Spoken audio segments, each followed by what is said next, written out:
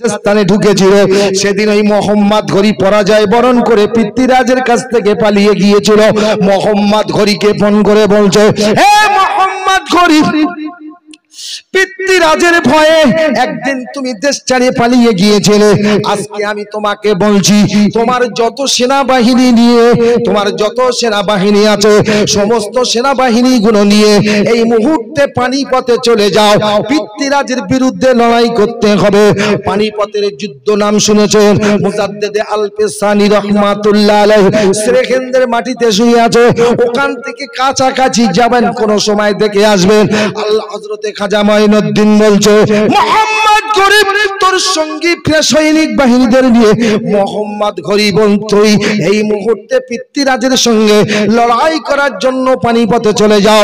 যে যুদ্ধটা পানিপথের দ্বিতীয় যুদ্ধ, আর কিনা মোহাম্মদ গরিব 1,20,000 সেনা নিয়ে 1,20,000 সেনা নিয়ে চলে গেল পানিপথে। অপর দিকে পৃথ্বীরাজ জানতে পেরে খাজা মাইনুদ্দিনের সেনাবাহিনীদের ধ্বংস করার উদ্দেশ্য নিয়ে 3 লক্ষ সেনাবাহিনী নিয়ে পানিপথে হাজির হয়ে গেল পৃথ্বীরাজ। যুদ্ধ শুরু হয়ে গেল। বহাল তবিয়াতে যুদ্ধ চলছে। একের অপর দিকে একে ওদের মরে এদের মরে, কিন্তু লাস্ট পর্যন্ত যুদ্ধ চলতে চলতে দেখা যায় মরতে মরতে মুসলমান সেনা অগণিত মারা যাবার কারণে ময়দান প্রায় ফাঁকা হয়ে গেছে। মোহাম্মদ ঘড়ি বলে, কি সর্বনাশ, এখন যদি মোরা হেরে যাই পৃথ্বীরাজের বাহা বাহা হবে, ইসলামের ক্ষতি হবে। তাই একটা যুবককে ডেকে কানে কানে বলল, যাই মুহূর্তে চলে যাও, খাজা মাইনুদ্দিনকে গিয়ে বলবি মোহাম্মদ ঘড়ি সেনাবাহিনী নিয়ে তোমার হুকুমে পৃথ্বীরাজের বিরুদ্ধে লড়তে এসেছিল। ওদের আর কিনার কৌশলের কঠিন ব্যাপার। লড়তে লড়তে মুসলমান সেনা অনেক শহীদ হয়ে গিয়েছে, কত লোক হয়ে গিয়েছে। এখন আমাকে পাঠিয়েছে, যুদ্ধে হেরে গেলে ইসলাম এখানে হয়তো বিনাশ হয়ে যেতে পারে। তাই মাইনুদ্দিন আর কিনা মোহাম্মদ ঘড়ি আল্লাহর কাছে আমাদের জন্য দোয়া করতে বলেছে। হিন্দের অলি খাজা মাইনুদ্দিনের কাছে যুবকটা ঘোড়ার পিঠে সবার হয়ে চলে গেল। যাবার পরে দেখে হুজুর হুজরায় আছে। সালাম দিয়ে বলছেন, হুজুর আমি মোহাম্মদ ঘড়ির দলের লোক। আপনি হুকুম করেছিলেন 1,20,000 সেনা নিয়ে পানিপথের দ্বিতীয় যুদ্ধ করতে গিয়েছিল পৃথ্বীরাজের বিরুদ্ধে। ওদের হাতে আমাদের অনেক সেনাবাহিনী মারা গিয়েছে। এখন যদি লড়াই হয় আমরা হেরে যেতে পারি, তাই ঘড়ি আমাকে পাঠিয়েছে তোমার কাছে, আপনাকে একটু আল্লাহর কাছে আমাদের জন্য সাহায্য চাইতে দোয়া করতে বলেছে। খাজা মাইনুদ্দিন সঙ্গে সঙ্গে ওই রাজস্থানের এক মুঠো ধুলো হাতে নিয়ে পানিপথের দিকে ছুঁড়ে দিলেন। পাহাড় ছুঁড়ে দেয়নি। অসুবিধা হচ্ছে নাকি আপনাদের? কি ছুঁড়ে দিয়েছে? ধুলো, বালি। আপনারা বলবেন বালিতে কি হবে? আল্লাহর ওলিরা নিজের ইচ্ছায় কাজ করে না, আল্লাহর হুকুমে করে। তবে নবীদের কাছে ওহী আসতো আর ওলিদের কাছে ইলহাম আসে। খাজা মাইনুদ্দিন ধুলো যখন ছুঁড়েছিল আল্লাহর বিনা হুকুমে ছুঁড়েনি, বিসমিল্লাহি আল্লাহু আকবার বলে ছুঁড়ে দিল। ও ভাই ধুলো উড়ে যেমন নবীর হাতের ধুলো আবু জেহেলের লোকজন কানে লেগে চোখে লেগে আর কিনা কি হয়েছিল, দুর্বল হয়েছিল, গন্ধ হয়েছিল। ওই ধুলো খাজা ছুঁড়ে দিল। আর পৃথ্বীরাজের লোকজন সৈনিক বাহিনীদের নাকে চোখে লাগার কারণে ওরা হ্যান্ডিক্যাপ হয়ে গেল, অন্ধ হয়ে গেল, দুর্বল হয়ে গেল। মোহাম্মদ ঘড়ির লোকেরা বুঝতে পেরে আর কিনা যুদ্ধের গতি বাড়িয়ে দিয়ে সেদিন পৃথ্বীরাজকে ধরাশায়ী করে আবার আল্লাহর হুকুমে ওই রাজস্থানের জমিনে ইসলামের পতাকা খাজা উত্তোলন করলেন। জোরে বলা যাবে সুবহানাল্লাহ। আমি আপনাদের কাছে এইটুকু বোঝাতে চেয়েছি, গোটা বিশ্বের জমিনে আজ পর্যন্ত মুসলমানদেরকে ক্ষতি করার জন্য যত ইতিহাস শুনেছেন এখনো শুনছেন, সর্ব জায়গায় আমরা হেরেছি না জিতেছি? কথা বলেন। বলে যদি হেরেছি বলেন তাও ভুল হবে, কারণ হারার কথাটা বলবেন। মসজিদ তো ভেঙে দিয়েছে, মন্দির তো করেছে। আপনারা বলুন মন্দির হয়ে গেলে তবে তো পুজো হবে। এখনো কি রাম মন্দির সবে সম্পূর্ণ হয়েছে? কথা বলেন। বরং মন্দির এখনো কাজ চলছে, ওদিকে ফিলিস্তিনের লড়াই চলছে। কিন্তু কিন্তু মন্দির তুমি ভেঙে দিয়ে 5 একর জায়গা দিয়েছো, এত বড় মসজিদ এখানে তৈরি করেছো। যারা আর মসজিদ ভেঙে মন্দির করেছে তারা গালে আঙুল দিয়ে দাঁত দিয়ে চিবাচ্চার বলছে কত লাশ খেয়েছি। কারণ যে আপনার এই যে জায়গায় বাবরি মসজিদটা ভেঙে মন্দির করেছে, এই এলাকার জমিনে, অযোধ্যার জমিনে এত টুপিওয়ালা নামাজি কোনোদিন দেখিনি। কিন্তু 5 একর জায়গায় মসজিদ তৈরি করার পরে দিনে যখন 5 বার আজান হয়, এদের চোখ খুলেছে বলে আজান শুনে ঈদের ময়দানে যেমন মানুষ দলে দলে যায়, আজও অযোধ্যার মাটিতে 5 একর জায়গায় যেখানে মসজিদ হয়েছে, জমাতে মদিনার মসজিদের মতো জমাত বড় না হলো বিশাল বড় জমাতে নামাজ আদায় হয়। জোরে বলা যাবে সুবহানাল্লাহ। এখন বলুন লাভ হয়েছে? বলেছে খাজা মঈনুদ্দিনের মাজারের নিচে মহাদেবের মন্দির ছিল। নিজে 1 বছর আগে চাদর চাপা দিয়ে এসেছে, চাদর চড়িয়ে এসেছে। আবার এই কথাটা বলে মানুষকে লিলিয়ে দিচ্ছে। ভারতের মুসলমান নয়, ইহুদি, নাসারা, জৈন, খ্রিস্টান সবাই খাজা বাবার দরবারে যায়। তাই সমস্ত মানুষ একত্রিত হয়ে ওর বিরুদ্ধে লড়াই করার কারণে, আন্দোলনে নামার কারণে 15 দিন এখনো হয়নি, ওই বেঈমানটা আবার চাদর মাথায় করে নিয়ে 15 দিন আগে খাজা বাবার মাজারে চড়িয়ে এসেছে। জোরে বলা যাবে সুবহানাল্লাহ। ও ভাই, আমি যদি বলতে পারি খাজা মঈনুদ্দিনের মাজারের নিচে ওরা যখন বলেছে মহাদেবের মন্দির ছিল, আমার আল্লাহ বলে, আল্লাহ বলে আপনার কোরআন শরীফে আল্লাহ পাক আল্লাহ জানিয়েছে ইন তানসুরুল্লাহ ইয়ানসুরকুম, আল্লাহ বলছে আমি মুমিন বান্দাদের সাহায্য করব। খাজা মঈনুদ্দিনের মাজারকে কেন্দ্র করে এমন কথা যেমন বলেছিল, আল্লাহ প্রত্যেকের মানুষের মুখে এমন একটা আওয়াজ তুলে দিয়েছিল, নিজে নত স্বীকার করে খাজার মাজারে চড়িয়ে দিল। এটা কার শক্তি আপনারা বলুন? বলেছে না বলেনি? কথা বলছেন না কেন? এক সময় যদি একটুখানি এই খাজা বাবার একটু কথা বলবো ভাই, এই কথা বলছেন না কেন বলবো। খাজা মঈনুদ্দিন চিশতি, ওনার একটা অন্ধ মুরিদ ছিল। কি মুরিদ? অন্ধ মুরিদ। আবার ও গোলাম ছিল, কর্মচারী ছিল পৃথ্বীরাজের। এখন কর্মচারী কাজ করে, যেমন বেলাল উমাইয়ার গোলাম ছিল, উমাইয়া বিন খালফের গোলাম ছিল। তো নবী বলে দিয়েছিল, বাবা তুমি কলেমা পড়েছো, তোমার মনিব যেন না জানতে পারে, দুষ্টু ক্লাসের লোক তোমার উপরে অত্যাচার করবে।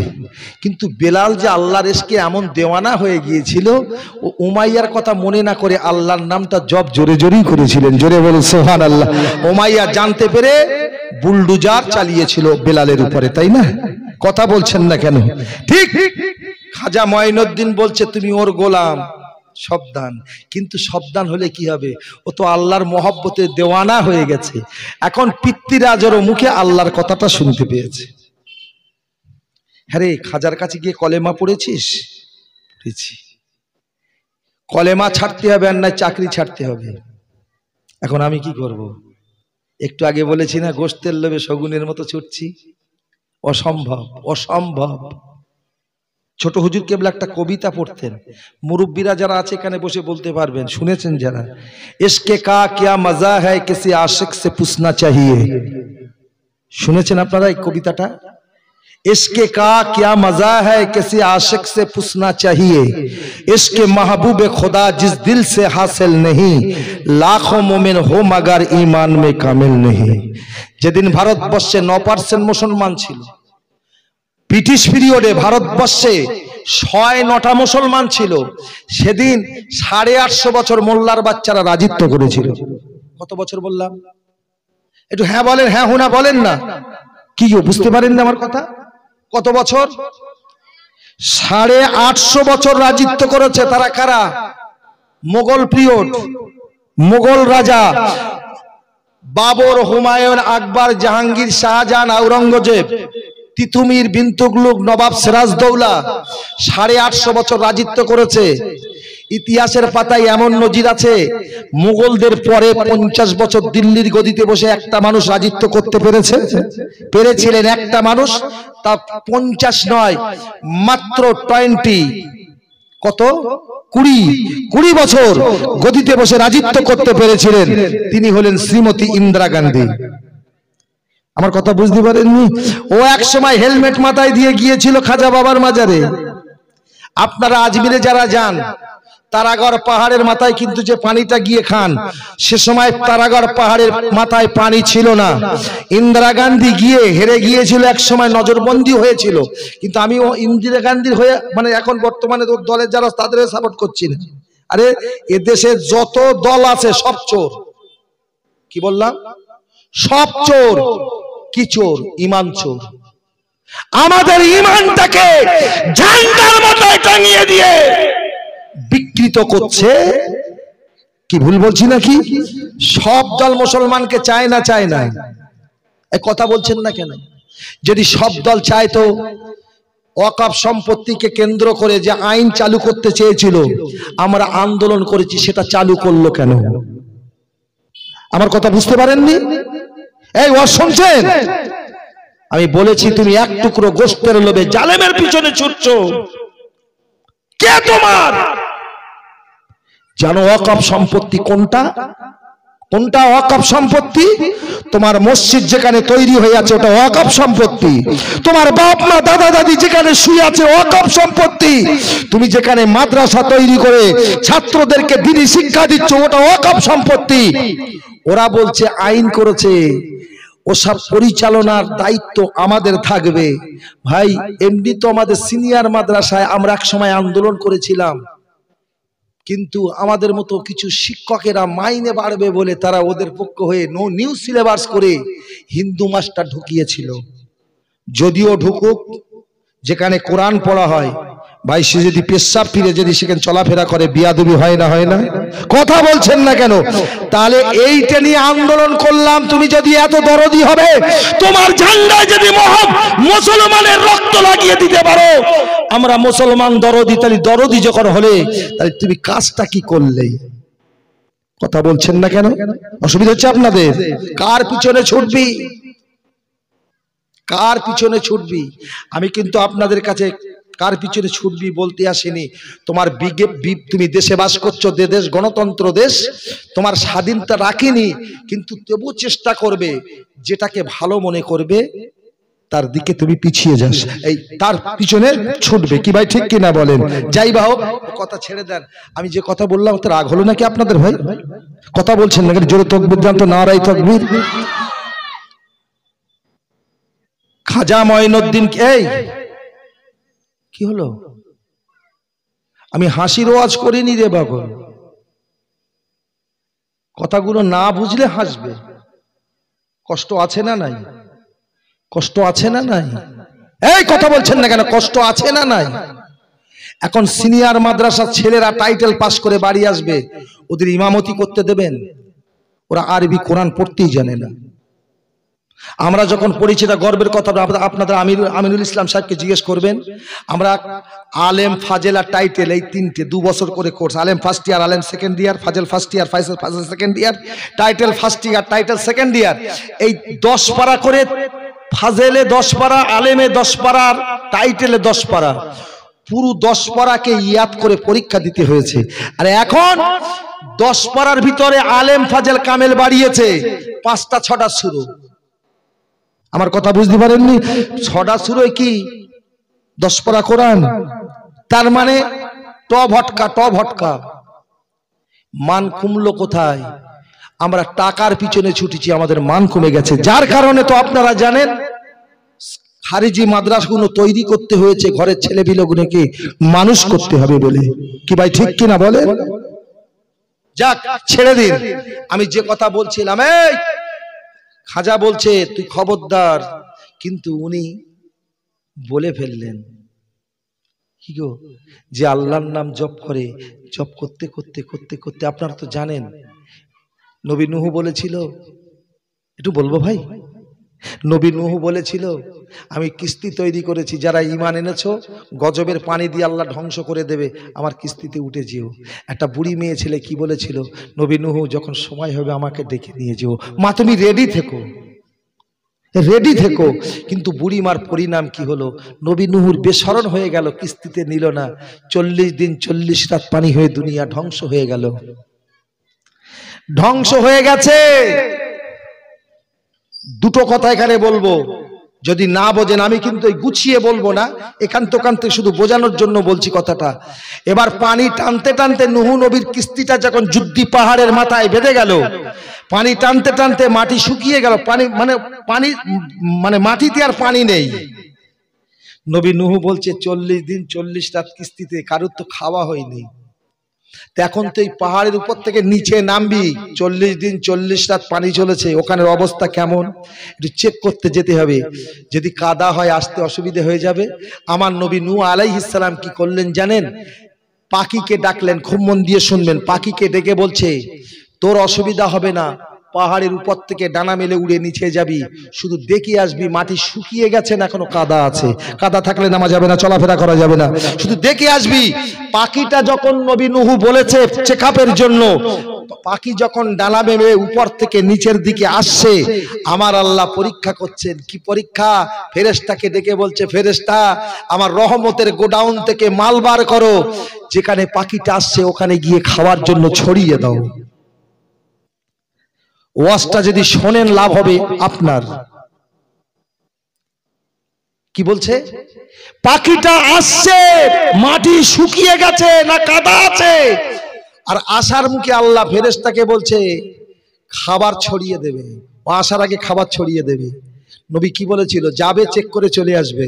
কিন্তু ও যখন এসে 40 দিন খাওয়া হয়নি, এসে যখন দেখে খাবার ছড়িয়ে আছে, কারখানা জ্বলছে, নবী নূহ যে দেখে ফিরে যেতে গিয়ে খবর দিতে হবে, ও কথা ভুলে গিয়ে খাওয়াই মেতে গেছে।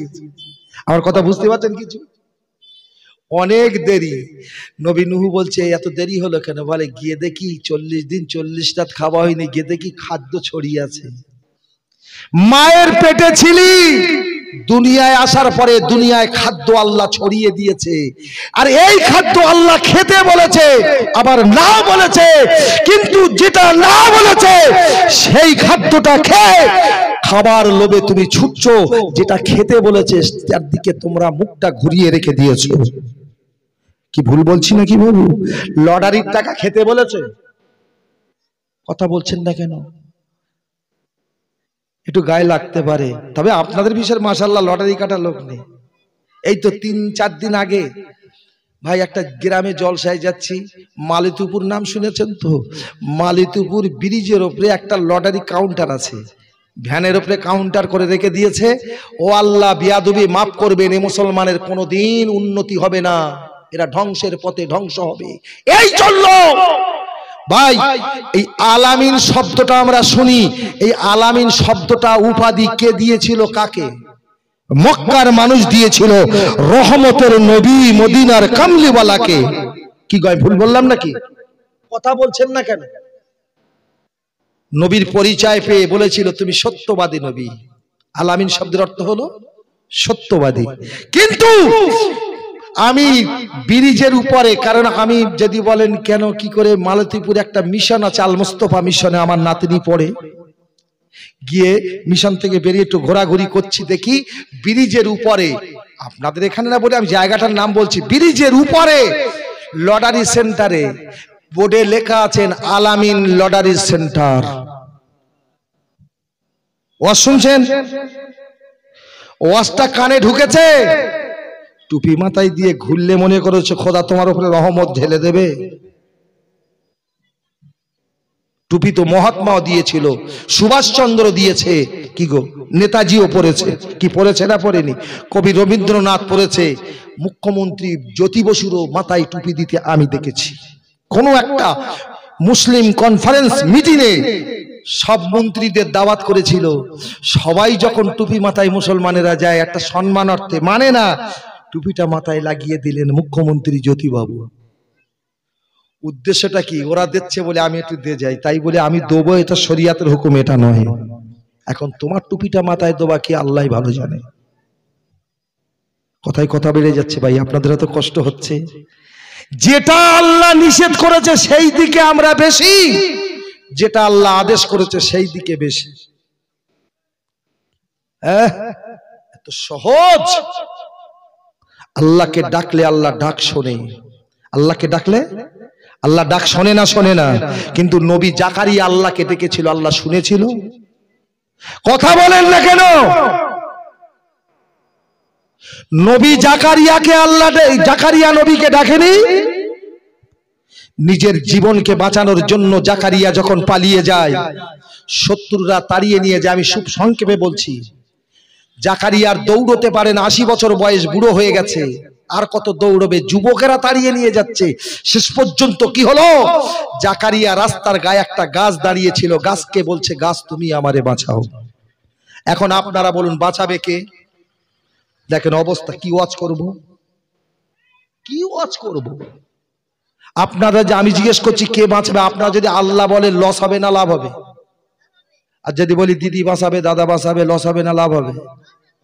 ওর বেলা জোরে বলবে, হ্যাঁ ঘর পাবি, লক্ষ্মীর ভান্ডার পাবি, কৃষক বন্ধু টাকা পাবি, পিএন কিষাণ পাবি, হ্যাঁ খা খা, জান পরে খা। আর আল্লাহকে ডাকলে দুনিয়ায় যে খেতে পাবি, মরণের পরেও তুই সেইটুকুই, তার থেকে ভালো জিনিস খেতে পারবি। প্যারে হাজিরিন, কথায় কথা বেড়ে গেল। আমি কি বলছিলাম বলুন তো? জাকারিয়া কি বললো? গাছ তুমি আমারে বাঁচাও। শেষ পর্যন্ত কি হলো? যারা তাড়িয়ে নিয়ে গেল, বলে জাকারিয়া গাছের ভিতরে লুকিয়ে, চিনিয়ে দিল কে? ইবলিস, শয়তান। জাকারিয়া যখন গাছের ভিতরে ঢুকছে, বলবো এই হ্যাঁ হুনা বলেন একটু, বলবো? জাকারিয়া যখন গাছের ভিতরে ঢুকছে, একটা যুবক গিয়ে হাত ধরেছে জাকারিয়া নবীর। ওগো তুমি কে? গাছ কুরুল মানে না, তোমার মুখের কথায় ফিরে গেল, কি মন্ত্র পড়েছে আমার একটু শেখাও। জাকারিয়া নবী বলছে, ছেড়ে দে যুবক, পিছনে শত্রু, আমাকে মেরে দেবে। তো না বললি হাত ছাড়বো না।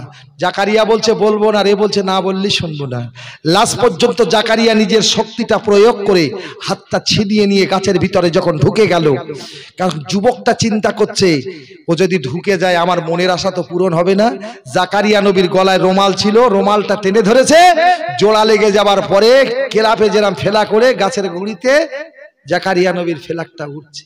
আমি যখন বেরিয়েছিলাম, আমার মা দেখেছে এই জামাটা গায়ে দিয়ে বেরিয়েছি। আল্লাহ না করুক যদি পথে কোনো ব্যতিক্রম হয়ে যায়, আমাকে যদি মর্গে ফেলে দেয়, এখন যদি আমার পরনার পোশাক খুলে নেবে, উলঙ্গ করে রেখে দেবে, বোঝানোর জন্য বলছি। যখন আমার বাড়ির, আমার পরিবারবর্গ যখন জানতে পারবে, যখন যাবে ওখানে, আমার জামাটা যদি খুলে দেখায়, তখন কি মনে করবে? এই জামাটাই তো পরে বেরিয়েছিল। চিনতে পারবে না, পারবে না। যায় যুবকটা রুমালটা টেনে ধরে রেখেছে, ও তো গাছের ভিতরে। শেষ পর্যন্ত কি হলো? এরা গিয়ে বলছে যুবক কিন্তু নবী জাকারিয়া গেছে, বলতে পারো?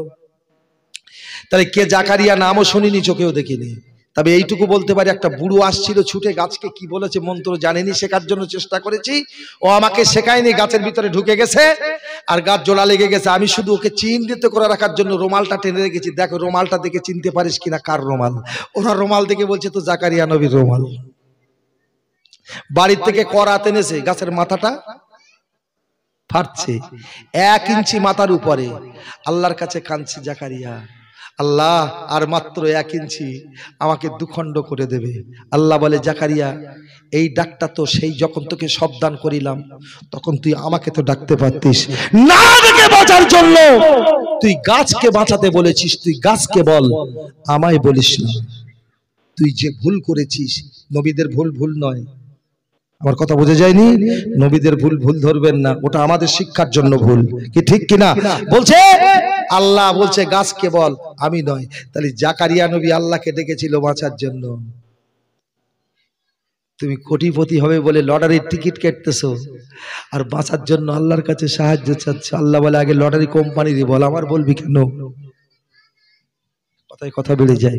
এই নবী নূহ আলাইহিস সালামের কথা বললাম, তাহলে কি বলেছে? পাখি, মনে আছে তো? পাখি দেরি করলি কেন? পাখি বলছে হুজুর নেমে দেখি খাদ্য 40 দিন 40 রাত খাইনি, তো খাবার মোহে পড়ে সব ভুলে গেছি। এখন আপনারা বলুন, মায়ের গর্ভে ছিলাম, আমরা তো উপার্জন করে গাল নেড়ে হাতে তুলে তো খাইনি। যিনি খাইয়েছিলেন দুনিয়ার জমিনে, তিনি আমাদের যে কদিন রাখবেন খাওয়াতে পারেন না? পারেন না? কথা বলেন। যে আমাদের খাইয়েছিলেন মায়ের পেটে, আজও খাওয়াতে পারেন। মায়ের পেটটা বিশ্বাস ছিল দুনিয়া আসার পরে উনি খাওয়া খাওয়াতে পারবে, এটা আমাদের বিশ্বাস হয়?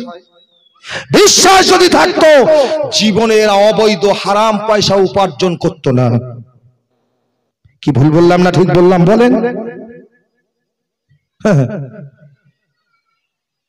নবী বলেছে এক, তুমি ইবাদত করো। রাসূল বলছে যার হাতে আমার জান মোবারক জমা আছে সেই আল্লাহর কসম করে বলছি, কেউ যদি এক লোকমা হারাম খায়, কার কসম খেয়ে বলছে নবী? আল্লাহর নামের কসম করে বলছি, কেউ যদি এক লোকমা হারাম খায় তার ইবাদত খোদার দরবারে 40 দিন কবুল হবে না। শুনছেন? তোমার বিবেককে জিজ্ঞাসা করো, তুমি কি খেয়ে ইফতার করবে? ওহ আল্লাহু আকবার। তাই পাখির কথা বলেছি। এবারে নবী নূহ, পাখির কথা তো বুঝে নিলেন। পাখি খাবার লোভে তো নবী নূহুর কথা ভুলে গেলেন, আর আমরা খাবার লোভে কার কথা ভুলে যাচ্ছি? আল্লাহর কথা ভুলে যাচ্ছি। যে এবার আসুন, কিন্তু নবী নূহ বলেছিল, বুড়িমা তুমি রেডি থেকো। বুড়ি কি বলেছিল? বাবা আমি এখন ফ্রি বসে থাকবো, কি করবো? তাহলে ইসমে আজম, আল্লাহর নামে জিকির করো। বুড়িমা আল্লাহর নামে জিকির করছে, নবী নূহ কিস্তিতে তো নেয়নি। সব প্রলয় কাণ্ড হয়ে গেল। নবী নূহ নিচে নেমে বুড়ির সন্ধানে গেছে। আরে এই বুড়ির তো নেওয়া হয়নি, কি অবস্থা আছে দেখি। গিয়ে দেখে বুড়ি মাথা নিচে করে ইসমে আজমের জিকির করছেন। জোরে বলো সুবহানাল্লাহ, জোরে বলো সুবহানাল্লাহ। ও বুড়িমা একবার, বুড়িমা দুবার, বুড়িমা নবী নূহ তুমি এসেছো? ওহ কি শিখান শিখিয়ে গেলে। আমি যতই জপ করছিলাম আল্লাহর প্রেমের সাগরের অতল তলে আমি তলিয়ে যাচ্ছিলাম। এখন তুমি আমাকে এসে ডাকলে, এবার কি সে প্লাবন হবে? বলে বুড়ি মাসে হয়ে গেছে তুমি জানো না। তবে বুড়ি একটা কথা বলেছিল, বলবো কি কথা বলেছিল? একটু বলবো, আপনারা কারা শুনবেন একটু হাত তুলে দেখান তো দেখি। জোরে নারা দেন, নারায়ে তাকবীর, জোরে দেন নারায়ে তাকবীর। নবী নূহ বলছে বুড়িমা প্লাবন গজবের পানিতে। এই চলে যাচ্ছিস কেন? মাইনাস করবে, সামনের লোক চলে গেলে খুব মুশকিল হয় ভাই। না যাবেন, যেতে হবে। কি গো যেতে হবে, আমার নবী নিষেধ করেছে। এক ইহুদির বাচ্চা পেশাব করছিল, ওমরা আলী দৌড়ে, আবু বকর দৌড়ে গিয়েছে গলা টিপবে। নবী বলছে খামাস। পেশাবটা করছে কোথায়? নববীতে, মসজিদে নববীতে দাঁড়িয়ে। কোথায়? যেখানে এক রাকাত নামাজ পড়লে 50,000 রাকাত নামাজের সওয়াব হয়, সেই জায়গায় দাঁড়িয়ে পেশাব করছেন। আর ওমর ছাড়ছেন ছুটে। ওমরের নাম শুনেছেন তো? যে পথ দিয়ে যেত ইবলিস জানলে সেই পথ দিয়ে জীবনে যেত না। ওমরকে ভয় করতেন ইবলিস। সেই ওমর দাঁড়িয়েছেন। নবী বলছে দাঁড়াও ওমর, ওকে পেশাবটা সম্পূর্ণ করতে দাও। তুমি যদি ওকে গিয়ে ধমক দাও, এখন অর্ধেকটা হয়েছে অর্ধেকটা বাকি, আটকে গেলে ওর শরীরে রোগ হতে পারে। এখন পেশাব লেগেছে, খুব চাপ। এখন মনে করছেন তাই তো শীতের দিন, 3 রাকাত আর 4 রাকাত কত হলো? মাগরিবের নামাজ বলছি, 3 রাকাত আর ক রাকাত? 2 রাকাত সুন্নত, 2 রাকাত নফল, আর 3 রাকাত কি ফরজ, 7 রাকাত। তো ইমাম সাহেব হয়তো একটু টানা হেঁচড়া করবে, তা কোনো রকম করে এখন আর অজুটা ভাঙবো না, চেপে চুপি অন্তত নামাজটা আদায় করে নেবো। নফলটা না পড়ি, সুন্নতটা সালাম ফিরকি পেশাবটা করব। ভাই ও যদি পেশাবের চাপ খুব লাগে আর ইমাম সাহেব ফতিহা যদি পড়ে আর অধিক যদি মনে করে কি রে, তখন এই ঠ্যাং নাড়বে আর হাত নাড়বে, কি মনে মনে হবে? আজকের ইমাম সাহেব দেখা দেখি মনে জোর করি সুরাটা বড় করে ধরেছে। আচ্ছা বলেন নামাজ হবে? কথা বলেন নামাজ হবে? তুমি 1 রাকাত পাও, শেষ বৈঠকটাও পাইলে জমাতের সওয়াব পাবে। পেশাব চেপে রেখে নামাজ পড়লে তোমার নামাজ হবে না। এটা মশলা বললাম একটা, কি ভুল বললাম নাকি ভাই? এলাকায় আলেম ভুরি ভুরি আছে, একটু যাচাই করে নেবেন। অনেকেই করে না। শীতের দিন তো ও যে গিয়েছে অসুবিধা নাই, তো নবী নিষেধ করেছে। যদি কারো লাগে উঠবেন, চেপে রাখবেন না, কিডনির গোলমাল হবে। ওহ আমি কথা বলতে বলতে বেশ কিছু কথা বলে ফেলেছি। এই বুড়িমা, এটা বলছিলাম তো, বলে বুড়িমা গজবের পানি তো প্রলয় কাণ্ড হয়ে গেছে, তুমি কিছু জানো না। ওই সময় বুড়ি মেয়ে ছেলেরা বলেন, ও নবী আলাইহিস সালাম, আপনি যখন আমাকে বলেছিলেন আমি কিস্তি বানিয়েছি, খোদা দুনিয়া পানি দিয়ে ধ্বংস করে দেবে, আমি বলেছিলাম যখন কিস্তিতে উঠতে হবে ডেকে নিয়ে যাবে, কিন্তু আপনাকে আমি বলেছিলাম এতক্ষণ যে আমি মুখ বুজিয়ে বসে থাকবো, আপনি আমাকে এমন একটা কিছু শিখিয়ে যান আমি যেন সেইটা জপ করতে পারি। ও নবী নূহ, আমি ইসমে আজম আল্লাহর নামে জপ করেছে, তবে নবী নূহ তুমি বলছো আমি বন্যার কিছু বলতে পারি না, তবে এতটুকু বলতে পারি গজবের পানিটা আমার ভিটের এরিয়া যতটা, ওই ভিটের এরিয়ার বাইরে থেকে পাঁচিলের মতো খাড়া হয়েছিল, গজবের পানি আমার ভিতরে এক ফোঁটাও প্রবেশ করেনি। জোরে বলো। ডাকতে হবে ডাকার মতো। অন্ধ মুরিদকে বলছেন পিতৃরাজ এই মুহূর্তে কলেমা ছাড়তে হবে, আর নাই চাকরি ছাড়তে হবে।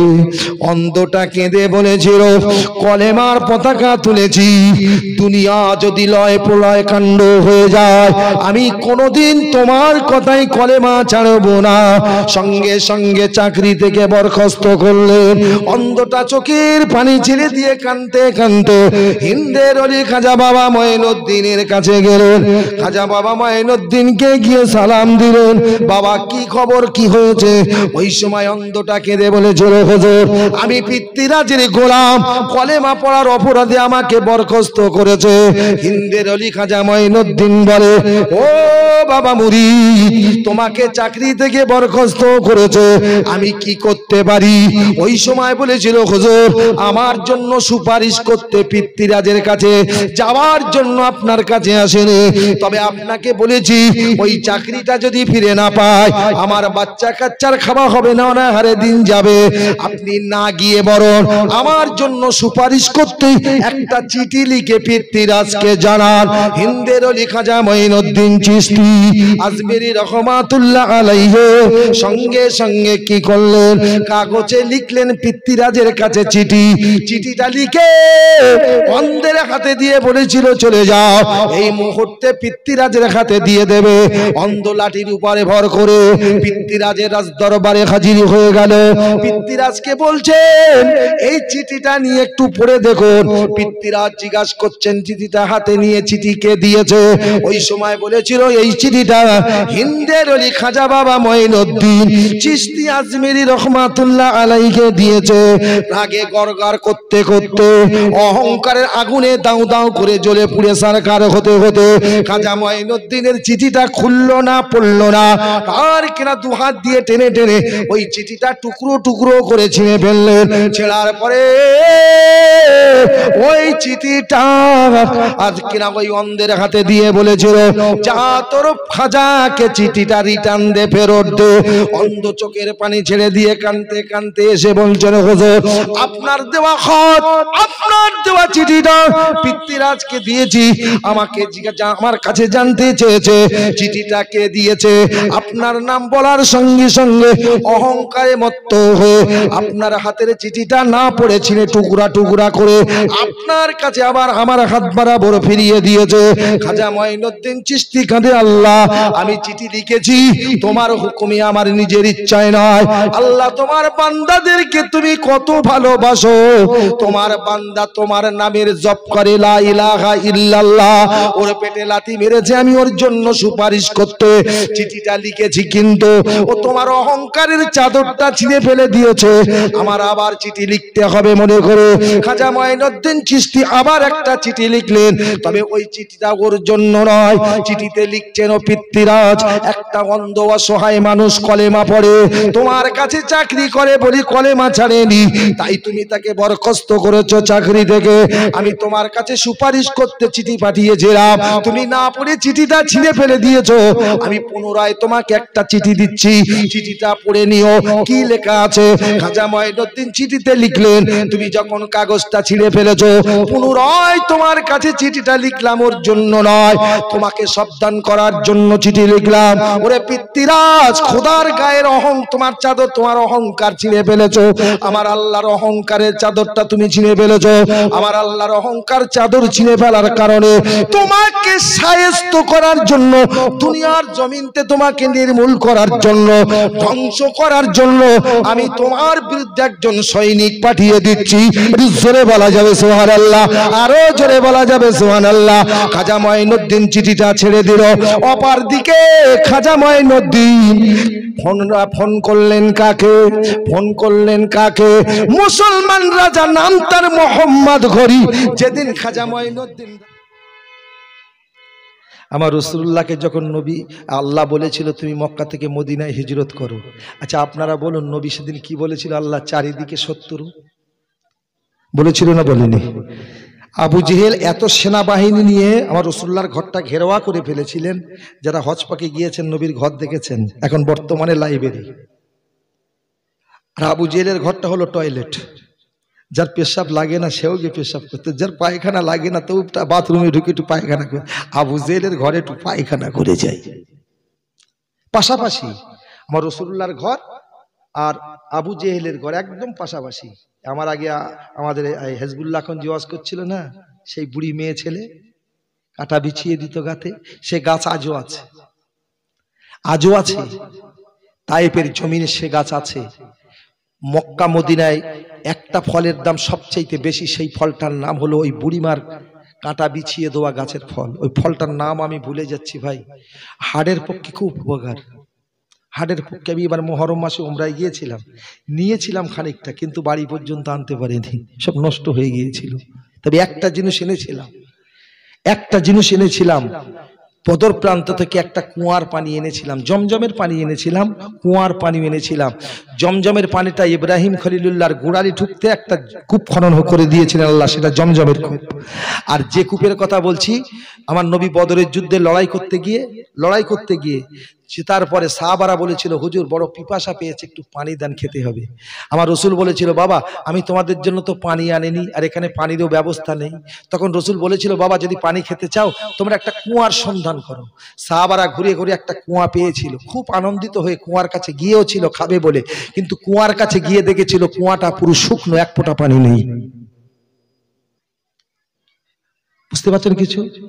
কুয়ায় পানি নেই। আমার রসুলের কাছে সাহাবারা ছুটে এসে বলছে হুজুর কুয়ার সন্ধান করতে বলিলেন, কুয়া পেয়েছি, কাছে গিয়ে দেখছি পানি নেই। হুজুর এখন উপায়? রসুল বলছে চলো তো দেখি কুয়াটা। আমার রসুল্লাহ গেলেন, যাওয়ার পরে কুয়ার পাশে দাঁড়িয়ে থুতু নিয়ে কুয়ার ভিতরে ফেলে দিলেন। জোরে বলো সুবহানাল্লাহ, জোরে বলবেন না সুবহানাল্লাহ। যেই কুয়ায় থুতু ফেলে দিয়েছে, আবু বাকারের বিষ, সাপের বিষ যেমন লাগানোর কারণে পানি হয়েছে, আর নবীর থুতু কুয়ায় পড়ার সঙ্গে সঙ্গে শুকনো কুয়া পানিতে ভরে গিয়েছেন। জোরে বলো সুবহানাল্লাহ। কুয়াটার নাম হলো বীরে শেফা। আমরা ওকেই বীর বলি যে সবচেয়ে শক্তিশালী। মানে ওই কুয়ার পানির এত শক্তি, আপনি আল্লাহর নাম করে পানিটা খাবেন, শরীরের যত বড় রোগ আছে না কেন আল্লাহ শেফা দেবেন। জোরে বলো সুবহানাল্লাহ। ওই জন্য কুয়ার নাম দিয়েছে বীরে শেফা। আর একটা ফলের নাম বললাম ওই বুড়ির গাছ, কাঁটা বিছিয়ে দেওয়া গাছ। তবে ওখানে একটা জিনিস দেখেছি, তায়েফে গিয়ে কি দেখেছি, একটা গাছের ফলের মতো পাথর ঝুলছে। নবী যখন তায়েফবাসীর আঘাত খেয়ে বেহুশ হয়ে পড়ে গিয়েছিল, সেখানে সাহাবারা আজও মসজিদ তৈরি করে দিয়েছে, আজান হয় না, নামাজ হয় না। তবে যারা জিয়ারাতে যায় ওখানে গিয়ে 2 রাকাত নামাজ পড়ে। আমার বলার উদ্দেশ্য মসজিদটা যেটা আমাদের মসজিদের মেম্বারের মতো একটু বড় হবে। আমি বলার উদ্দেশ্য হলো নবী যখন হুঁশ পেয়েছিল, হুঁশ পাসার পরে রাসূলুল্লাহ মসল্লা বিছিয়ে নামাজ আদায় করেছিলেন। নামাজ পড়ার পরে রাসূলুল্লাহ মাথাটা ঘুরিয়ে দেখে তারাগড় পাহাড়ের থেকে বড় পাহাড়, আর এই জয়পাল যোগী ছেড়ে দেওয়া পাথরের থেকে ওর থেকে বড় পাথর। আর রাসূল দেখছেন একটা পাহাড়ের উপর দিয়ে একটা পাথর গড়িয়ে আসছে। রাসূলুল্লাহ পাথরকে ডেকেছে। আচ্ছা নবী পাথরকে ডেকেছে, এখন আপনারা বলুন ও নবী যদি বলে পাথর, ও জবাব দেবে? আর যদি জবাব দেয় নবী শুনতে পাবে? কথা বলছেন না কেন? হ্যাঁ এই দেখো একছি, উঠছিস কেন? পালিয়ে গেছে? অসুবিধা হচ্ছে নাকি আপনাদের? ওফ, নবী বলছে পাথর তুই গড়িয়ে আসছিস, তোকে কি আল্লাহ বলেছে আমাকে চাপা দিয়ে মেরে ফেলতে? কি বলছে? হে পাথর তুই সত্যি করে বল আমি মুহাম্মদুর রাসূলুল্লাহ সাল্লাল্লাহু আলাইহি ওয়াসাল্লাম এই জায়গায় নামাজ আদায় করে বসে আছি, তোকে দেখছি গড়িয়ে আসছিস, আমাকে কে চাপা দিয়ে মেরে ফেলবে? তবে আল্লাহ যদি তোকে হুকুম দেয় আমার চাপা দিয়ে মেরে ফেল। তবে আর একটা কথা নবী বলেছিল, ওরে পাথর রে, আল্লাহ যদি তোকে হুকুম না দেয়, তায়েফবাসী আমাকে মারার জন্য যদি পাথর তোকে গড়িয়ে দেয়, আমি আব্দুল্লাহর তনায় বলছি যেখানে আছিস ওখানেই দাঁড়িয়ে যায়, একদিন বিন্দু এগিয়ে আসবে না। বলার সঙ্গে সঙ্গে পাথরটা দাঁড়িয়ে গেল। ও মুসলমান, আজও যারা উমরায় গিয়েছেন, হজ পাকে গিয়েছে, ওই তাইফের জমিনে ওটা দেখে এসেছে। গাছে যেমন বোটায় ফল ঝোলে, আজও পাথরটা বোটার ন্যায় পাহাড়ের গায়ে ঝুলতে লেগেছে। জোরে বলো। পাথর নবীর কথা শুনেছে, কিন্তু নবী আমাদের জন্য কেঁদেছেন। হযরত আবু বকর বলেছিল দুটো কথা, আমি ওটা পরে বলবো, তবে আবু বকর একটা কথা বলেছেন। নবীকে কবরে শুইয়ে দেওয়ার পরে আমরা যেমন মাইয়েতের বাঁধনগুলো খুলে দেই, হযরতে আবু বকর, হযরতে আলী রাসূলুল্লাহর লাশ মোবারককে কবরে শুইয়ে দিয়ে তা বাঁধনগুলো খুলে দিল। মাথার বাঁধন খুলে দিয়ে আলী চোখের পানি ছেড়ে দিয়ে কাঁদে, আল্লাহ তোর নবীর সঙ্গে 8 বছর বয়সে সম্পর্ক করেছি, বাবা আমাকে ফিরিয়ে নেবার জন্য কত অনুরোধ করেছিল। সেদিন বাবাকে ফিরিয়ে দিয়ে বলেছিলাম, বাবা তুমি জন্ম দিলেও যে ভালোবাসা দিতে পারোনি, আমার রাসূলুল্লাহ তার থেকেও বেশি ভালোবাসা দিয়েছে। তুমি আমাকে নিয়ে যেও না, নবীর খেদমতে আমাকে রেখে যাও। আমি নবী ছাড়া হইনি, নবী যেখানে আমি আলী সেখানে। আজকে আমার নবীর থেকে আমি আলাদা হয়ে যাব, আমার হয়তো আমার নবীকে সঙ্গে আর দেখা হবে না। তাই শেষবারের মতো একবার নয়ন ভরে দেখে নেই। হযরতে আলী বলে, রাসূলুল্লাহর মাথার বাঁধনটা খুলে দিয়ে কাপড়ের কাপড়টা মুখ থেকে সরিয়ে দিলাম। দেওয়ার পরে আলী বলছেন, আমি অবাক হয়ে গেলাম। মানুষ যেমন জ্যান্ত অবস্থায় ঠোঁটগুলো নেড়ে নেড়ে কথা বলে, হযরতে আলী বলে, আমি রাসূলুল্লাহর মুখের কাপড়টা সরিয়ে দেখে রাসূলুল্লাহর ঠোঁট দুটো মরজান্ত মানুষের মতো বিড় বিড় বিড় বিড় করে নড়ে। যে কথা মা আমিনা বলেছিল, আমার মুহাম্মদ ভূমিষ্ঠ হবার পরে ঠোঁট দুটো বিড় বিড় করে নড়ে। কি বলে শুনতে হবে, মুখের কাছে কান নিয়ে গিয়েছি, শুনি আমার বেটা কাঁদে, ইয়া রব্বে হাবলি উম্মতি, আল্লাহ আমার গুনাহগার উম্মত উম্মতিদের উপায় কি হবে? ও মুসলমানের ছেলেরা, হযরতে আলী বলে, কাপড়ের কাপড়টা সরিয়ে দিয়ে আমি মুখের দিকে তাকিয়ে দেখি আমার রাসূলুল্লাহর ঠোঁট দুটো বিড় বিড় বিড়ি করে নড়ে। আমি আলী মনে করি নবী কাপড়ের ভিতরে মুখ রেখে কি বলে শুনতে হবে। সেদিন আলী বলে, আমি রাসূলুল্লাহর মুখের কাছে কানটা নিয়ে গেলাম, আমি আলী শুনতে পাই রাসূলুল্লাহ ইন্তেকালের পরে কবরে শুয়ে কাপড়ের ভিতরে ঠোঁট দুটো নেড়ে নেড়ে কাঁদছেন, ইয়া রব্বে হাবলি উম্মতি, আল্লাহ আমার গুনাহগার উম্মত উম্মতিদের উপায় কি হবে?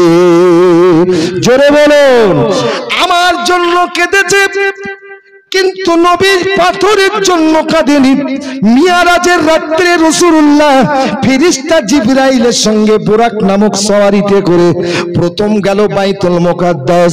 নবী যখন বাইতুল মুকাদ্দাসে ঢুকবেন, হঠাৎ আচমকা কে যেন নবীকে সালাম দিয়েছে। রাসূলুল্লাহ মুখটা ঘুরিয়ে দেখে, ওই বাইতুল মুকাদ্দাসের দরজার মুখে একটা পাথর পড়ে, পাথরটা আমি রাসূলুল্লাহ আমাকে সালাম দিয়েছে। রাসূল বলে, পাথর তুমি আমায় সালাম দিলে কেন?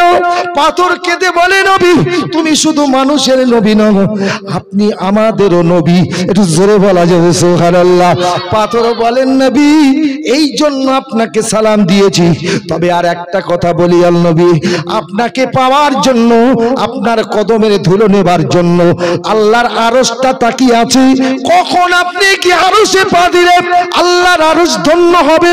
ইয়া রাসূলুল্লাহ, হাবিবাল্লাহ, আমিও আল্লাহর আরশের মতো বাইতুল মুকাদ্দাসের গেটে আপনার পায়ের স্পর্শ ছোঁয়া নেব বলে অপেক্ষা করছি। হুজুর আপনি বাইতুল মুকাদ্দাসে যখন প্রবেশ করবেন, ওই সময় আমি পাথর আমার উপরে পা দিয়ে আপনি বাইতুল মুকাদ্দাসে প্রবেশ করুন। নবী বলে, বা পাথর আমি পা দিয়ে যদি বাইতুল মুকাদ্দাসে প্রবেশ করি, তুমি যদি খুশি হও, আমি রাসূলুল্লাহ পা দিয়ে যেতে রাজি আছি। ওদিকে নবী যখন রাজি হয়ে গেল, ও ছেড়ে গোয়ালিয়ার মুসলমানেরা শোনো, তুমি ওযু করে মসজিদে যাও, মাঠ থেকে এসেছো, পায়ের দিকে খেয়াল নাই, গুড়ালিতে কাদা, নামাজ পড়তে পড়তে হঠাৎ পা হাতে কাদা লেগে গেছে, মনে হচ্ছে কি সর্বনাশ কি করলো। আর আমার রাসূলকে ভালোবাসা দেখুন, পাথর আল্লাহর কাছে কাঁদে। নবী যখন শিকার হয়েছিল, নবী বলেছিল, ও পাথর তোমার উপরে পা দিয়ে বাইতুল মুকাদ্দাসে প্রবেশ করব। পাথর ওই সময় আল্লাহর কাছে কেঁদে বলে, আল্লাহ তুমি তো জানো তুমি আমাকে সৃষ্টি করেছো, আমি পাথর এত শক্ত এত শক্ত, আমার উপরে কেউ যদি পা দেয় পায়ে ব্যথা হয় কষ্ট হয়। আল্লাহ তোমার নবী বাইতুল মুকাদ্দাসের ভিতরে প্রবেশ করবে, আমি বলেছি আমার উপরে পা দিয়ে প্রবেশ করুন। নবী রাজি হয়েছে। আমি পাথর শক্ত, আমার এই শক্ত পাথরের উপরে রাসূলুল্লাহর কদমটা রাসূলুল্লাহর নরম পাটা দিয়ে যদি প্রবেশ করে নবীর পায়ে ব্যথা হবে কষ্ট হবে। আল্লাহ গো আমি নবীকে কষ্ট দেব না, তাই তোমার কাছে কাঁদি আল্লাহ। নবী যখন পা দেবে আমি পাথর আমাকে এমনটা করে দিয়ে যেন নবীর পায়ে কোনো কষ্ট না হয়। পাথর আল্লাহর কাছে সাহায্য চেয়েছে নবীকে খেদমত করবে বলে। আমার রাসূলুল্লাহ পাথরের কথায় রাজি হলো। পাথরে পা দিয়ে নবী বলে যে পাথরটা এত শক্ত, পা দিলে শক্ত বোঝা যায়, কিন্তু বাইতুল মুকাদ্দাসে আমি রাসূল ঢুকবো পাথরের উপরে পা দিয়ে। পাথরে পা দেওয়া মাত্র আমার পা বলছে শক্ত পাথরটা যেন তুলোর মতো নরম হয়ে গিয়েছে। জোরে বলুন। অসুবিধা হচ্ছে আপনাদের? আমার সময় শেষ হয়ে গেছে। দাওয়াত নেওয়ার সময় বলেছি আমি এখান থেকে সেই যাব হুগলি ফুরপুরার কাছে, 11টা পর্যন্ত থাকবো বলেছি। আমার পরে তিননগর দরবার শরীফে ভাইজান হুজুর আসছেন, আর যদি ইনকেস উনি 2-10 মিনিট লেট করে আমিরুল ইসলাম সাহেব আপনাদের ইমাম সাহেব বলবে তোমাদের নিয়ে তো আমি সেই থেকে খেলছি, বল উঠছে না। পয়েনে 2 ঘন্টা ওয়াচ করলাম, বল মারলাম, বল উঠলো না, বড় আফসোস। বল উঠবে তবে তো বুঝবো উঠছে। হাওয়া যত ছুটবে তত ওরা ভয় করবে। আমাদের হাওয়া কিসের হাওয়া? আমাদের হাওয়া হলো আল্লাহর ধ্বনির হাওয়া। জোরে বলুন সুবহানাল্লাহ, জোরে বলুন সুবহানাল্লাহ। আজও পার্লামেন্টে মাঝে মাঝে নারায়ে তাকবীরের আওয়াজ হয়, পার্লামেন্টটা যেন থরথর কম্প শুরু হয়ে যায়, মাঝে মাঝে হয়। ডাক, মরে ডাকে লাভ হবে না, এখন ডাক। আমার কথা কিছু বুঝতে পারছেন ভাই? অনেক কথা বলে ফেলেছি, আমি কোনটা বলছিলাম বলুন দিন? রাসূলুল্লাহর কথা বলছিলাম তো। নবী দেখেছে চারিদিকে শত্রু, নবী বলছে আল্লাহ গো, মনে আছে তো? মনে আছে? দরুদ শরীফ আল্লাহুম্মা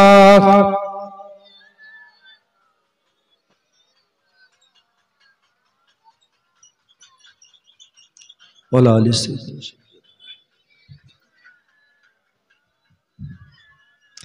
ইমাম বীরের মতো একা লড়ে যে গো কারবালায়, ও দাড়িতে ফোরাতের কোন জানের বাজি যে লাগায়। ইমাম বীরের মতো একা লড়ে যে গো কারবালায়, ও দাড়িতে ফোরাতের কোন জানের বাজি যে লাগায়। কাঁপে তর তর, কাঁপে তর তর এ জিদ সীমার মুখে তাহার এই বাণী। ধন্য হোসেন ফাতেমার লাল, ধন্য নবীর নিশানে। আল্লাহুম্মা সাল্লি আলা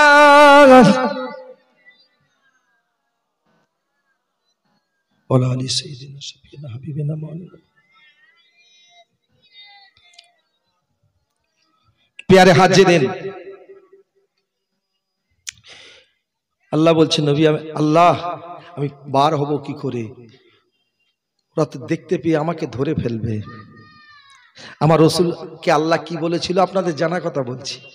হাবিব, এক মুঠো বালি নাও, ধুলো নাও, ওদের দিকে ছুঁড়ে দাও। আচ্ছা আমি হাতে ধুলো নিয়ে যদি ছুঁড়ি, যেদিকে ছুঁড়বো সেই দিকে যাবে, আশেপাশে যাবে? নবী বলছে আল্লাহ চারিদিকে শত্রু, ছুঁড়লে তো একদিকে যাবে, বাকি কি হবে? আমার আল্লাহ কি বলছে শুনুন। আমাদের বলে না ওয়াকানা হাক্কান আলাইনা নাসরুল মুমিনিন, আল্লাহ বলছে মুমিনদের জন্য সাহায্য করা আমার জন্য হক, আমার জন্য ওয়াজিব। জোরে বলুন সুবহানাল্লাহ। ভয় করিস না বান্দা, যে তোকে ভয় দেখাবে সে নিজেই ভয় করবে, তুই নয়।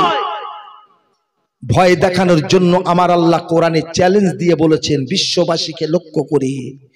আল্লাহ কি বলছেন? তোদের ভয় দেখাচ্ছে, দেশ ছাড়া করব, কবরের বাসিন্দা করব, ডিটেনশন ক্যাম্পে ঢোকাবো। আল্লাহ বলছে ভয় করবি না পাগল, ফাসকুরুনি আসকুরুকুম ওয়াশকুরুলি ওয়ালা তাকফুরুন। তোরা তো আমার স্মরণ করিস, আমি আল্লাহ আমার যারা স্মরণ করে আমি আল্লাহ তাদের স্মরণ করি। জোরে বলো সুবহানাল্লাহ। ভাই কি বলছেন আল্লাহ? ভয় করবি না। যারা তোদের ভয় দেখায় ভয় ওদের করতে হবে, কারণ আমি আল্লাহ কোরআনে জানিয়েছি কি আল্লাহ বলছেন ইউরিদুনা লিইউতফিউ নূরাল্লাহি বিআফওয়াহিহিম আল্লাহু মুতিম্মু নূরিহি ওয়ালাউ কারিহাল কাফিরুন।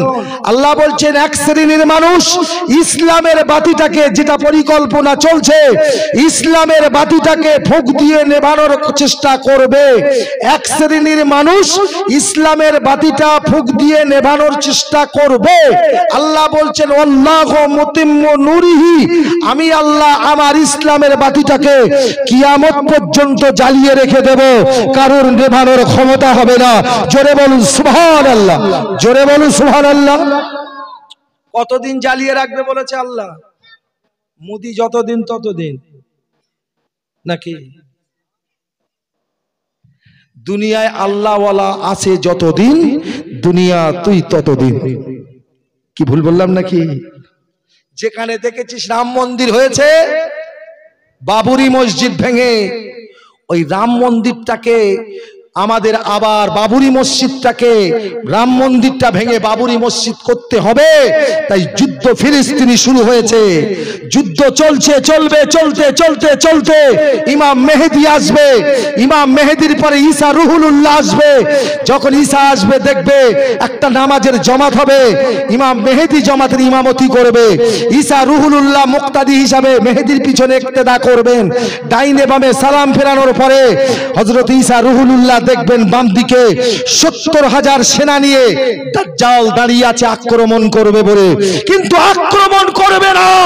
ঈসাকে দেখার সঙ্গে সঙ্গে দাজ্জাল পালাবে বাঁচার জন্য। আর এখানে প্রশ্ন হলো ঈসা নবী এসেছে, দাজ্জালকে চিনবে কি করে? রাসূলুল্লাহ বলেছে তিনটে সিম্পটমের কথা দাজ্জালকে দেখে চিনতে পারবে। এই তিনটে জিনিস দেখে, ল্যাপা মোচা মুখ হবে, কপালের মাঝখানে লেখা থাকবে কাফের, আর চুলগুলো হবে খাড়া। এখন আমি বলি ভাই, ল্যাপা মোচা না হলেও কপালের মাঝখানে না থাকলেও আমার ঘরে সলিমউদ্দিন চাচার ছেলে দাজ্জাল না হলেও দাজ্জাল মার্কা হয়ে সমাজে ঘুরছে। দাজ্জালের চুল যদি খাড়া হয়, আমার ঘরের মানুষগুলো ছেলেগুলোর চুলগুলো শোয়ানো না খাড়া। কথা বলছেন না কেন? ৩০০ টাকায় চুল কেটেছো, দাজ্জাল সেজেছো। যাই হোক, আমি আপনাদের কাছে যেটা বলতে চেয়েছি, আমার রাসূল বলেছেন তিনটে জিনিস দেখে চিনতে পারবে। দাজ্জাল ঈসাকে চিনবে কি করে? রাসূল বলেছে পানিতে নুন দিলে, ফেলে দিলে পানিতে নুন দিলে যেমন নুন গলে যায়, দাজ্জাল ঈসা নবীকে দেখার সঙ্গে সঙ্গে দেহটা গলতে শুরু হবে। এক কথায় ঈসা নবীকে দাজ্জাল দেখে বুঝতে পেরেছে এটা ঈসা নবী, আমাকে হত্যা করে দেবে, ছুটবে। যে ইসরায়েল লড়াই করছে গাজার বিরুদ্ধে, ওই ইসরায়েলের রাজধানী তেল আবিব, ছুটতে ছুটতে হয়রান, আচার খেয়ে পড়বে কে? দাজ্জাল। ঈসা নবী তুলে নিয়ে হত্যা করবে।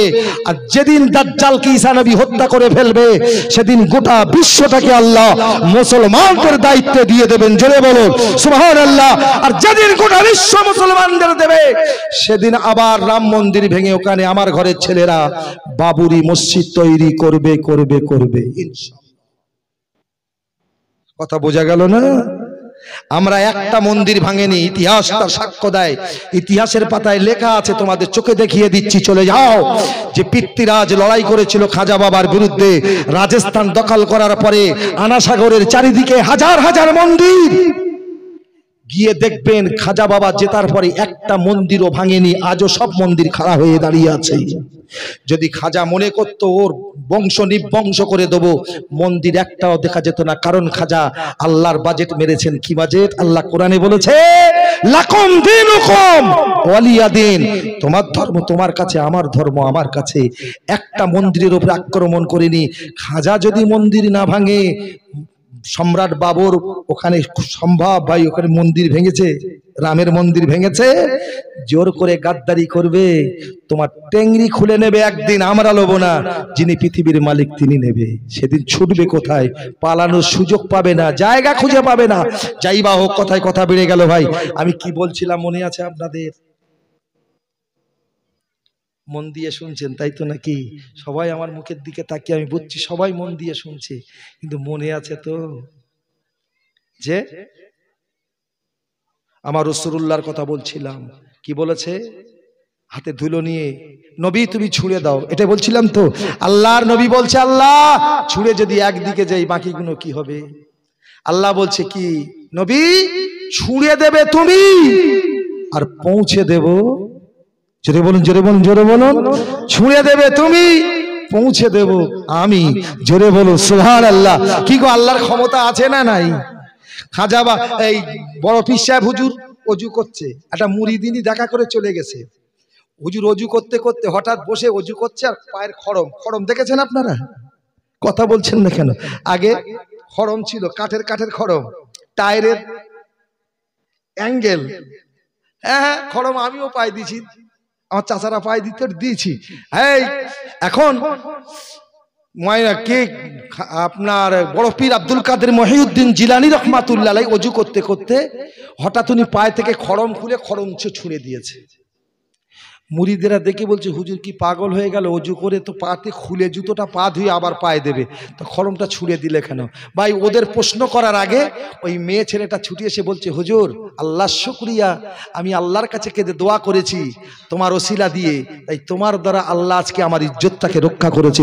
তুমি যদি অজু হালাতে খড়মটা ছুঁড়ে না দিতে আমি রেহাই পেতাম না। তোমার ছুঁড়ে দেওয়াতে খড়মটা গিয়ে যেমন খাজা বাবাকে জয়পাল খড়ম পেটাচ্ছে, খড়ম কার? খাজার পায়ের জুতো। ঠিক হুজুর আপনি খড়ম ছুঁড়ে দিলেন, যারা আমাকে ইজ্জত লুণ্ঠন করার জন্য রাস্তায় ধরেছিল তাদের এমন পেটান পিটিয়েছে, আমাকে ছেড়ে দিয়ে সব পলাতক পালিয়ে গিয়েছেন। জোরে বল সুবহানাল্লাহ।